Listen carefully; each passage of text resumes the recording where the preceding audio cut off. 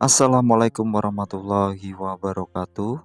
Halo semua, pada kesempatan kali ini Halo News akan menyampaikan informasi mengenai tidak hanya guru dan tenaga kesehatan, Menpan RB siapkan formasi tenaga honorer kategori ini untuk diangkat jadi P3K. Dan berikut informasi lengkapnya. Penyelesaian tenaga honorer setelah Undang-Undang ASN disahkan masih menjadi tugas besar bagi Kemenpan RB.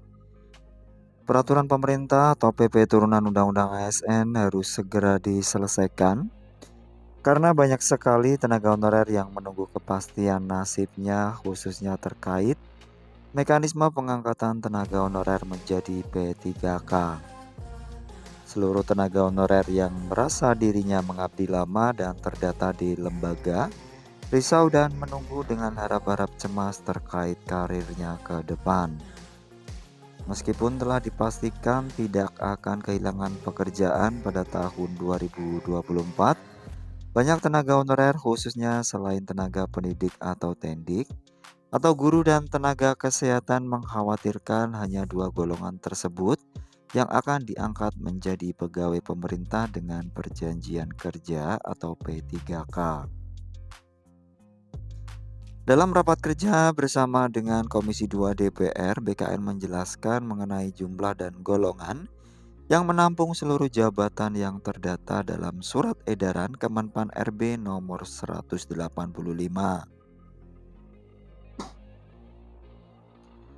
Seperti desakan Komisi 2 DPR, seluruh tenaga honorer harus diangkat tanpa terkecuali. Maka seluruh tenaga honorer yang masuk dalam golongan ini disebut akan diangkat menjadi P3K baik paruh waktu maupun penuh waktu.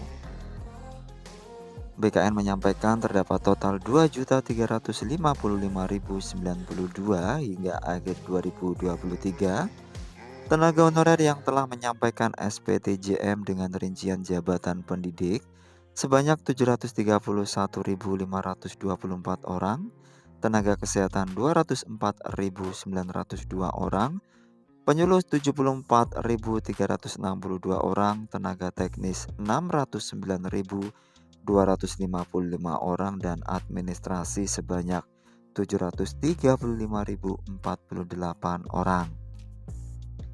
Namun Menpan RB menyebutkan bahwa tenaga honorer yang diproyeksikan tersisa tahun 2024 adalah sebanyak 1,6 juta orang. Sebanyak 1.605.694 formasi P3K khusus telah dibuka oleh Presiden Jokowi untuk seleksi CASN tahun 2024. Rinciannya yaitu guru, tenaga kesehatan, dan teknis sebanyak 221.936 di instansi pusat. Untuk instansi daerah, formasi yang dibuka yaitu guru sebanyak 409.146, tenaga kesehatan 417.196 formasi, sedangkan untuk teknis 547.416 formasi. Menpan RB menjelaskan bahwa pengangkatan tenaga honorer diserahkan kepada daerah, di mana daerah akan mengusulkan formasi kepada pusat untuk diafirmasi. Tenaga honorer yang telah lolos verifikasi dan validasi data di BKN juga akan otomatis dialihkan statusnya menjadi P3K paruh waktu. Selain itu, Komisi 2 DPR juga meminta agar tenaga honorer K2 menjadi prioritas pengangkatan tenaga honorer. Hal tersebut berkaitan dengan usia kritis dan lama mengabdi tenaga non-ASN golongan kategori 2. Hingga saat ini, terdapat 180.059 tenaga honorer kategori 2 yang sudah menyampaikan SPTJM.